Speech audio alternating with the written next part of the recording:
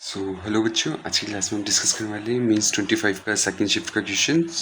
ये क्वेश्चन है, आपको इंटीग्रल दिया हुआ है, इंटीग्रल ऑफ ई की power x and x sine inverse x upon में root over 1 minus x square is plus का साइन इनवर्स एक्स अपॉन में 1 माइनस एक्स स्क्वायर की पावर 3/2 प्लस का एक्स अपॉन में 1 minus x square d x is equal to g x plus सी।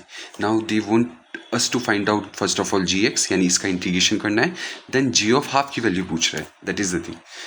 आपको इससे पहले मैं कुछ बेसिक इंट्रोडक्शन देना चाहता हूँ। वो क्या है, अगर सपोज करो सॉल्यूशन से में सबसे पहले कुछ पॉइंट टू रिमेंबर आपको ध्यान रखने कि आपको ई की पावर एक्स एफ एक्स का डिफरेंशिएशन आता है। सबसे पहले इसका डिफरेंशिएशन करते हैं।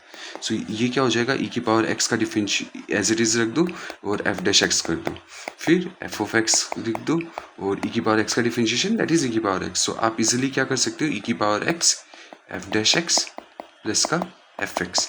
बच्चे यहाँ से आपको एक ऑब्जर्वेशन मिल रही है, वो ऑब्जर्वेशन क्या है, वो that is the most important thing.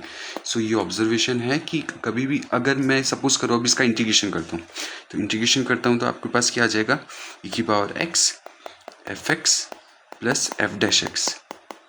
ठीक है, इसका अगर मैं इंटीग्रेशन करता हूँ that would be equal to integration of d by d x e की power x f x, that's all. This would be equal to e की power x f of x plus का c।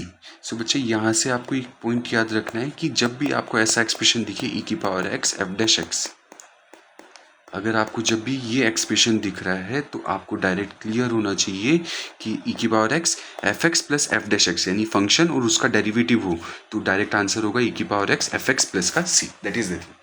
Is that clear? This is the most important thing. इसके questions बनते रहते हैं। आपका यही question यहाँ पे बन रहा है।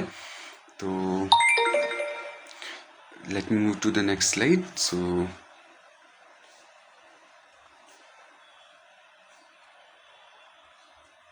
आई can erase this now.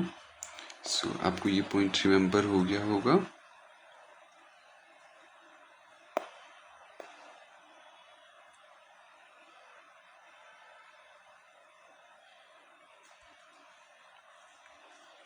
Late us solve this. बच्चा आप ऑब्जर्व कर रहे हो कि e की पावर x दिख रहा है यहाँ पर, और ये एक फंक्शन है। अगर आपको इंटीग्रेशन डिफरेंशिएशन याद है, अगर आप इसका डिफरेंशिएट करते हो ना, आपके पास ये एक्सप्रेशन बनता है, देखते हैं।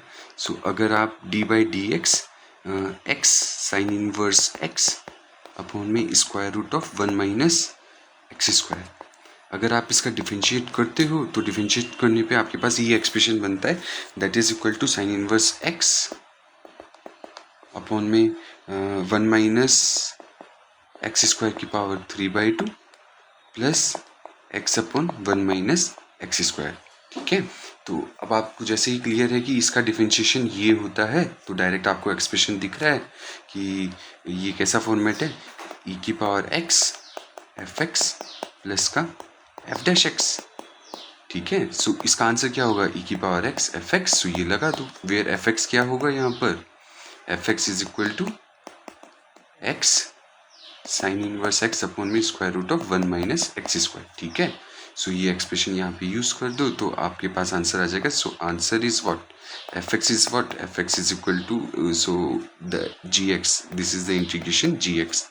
This would be equal to this would be equal to this would be equal to e की power x sine inverse x upon square root of 1 minus x square. ये प्लस का सम कांस्टेंट होता है तो plus का constant है, तो जी x की वैल्यू आ गई। नाउ क्वेश्चन में पूछा है अपने पास, क्वेश्चन में पूछ रहे हैं, दे आर आस्किंग कि आप जी एक्स फाइंड आउट कर लिए, what is the value of g of half, g of half की वैल्यू फाइंड आउट कर दो। जी ऑफ हाफ आपके पास हो जाएगा, g of half is equal to e की power half divided by 2 sine inverse half upon square root of half.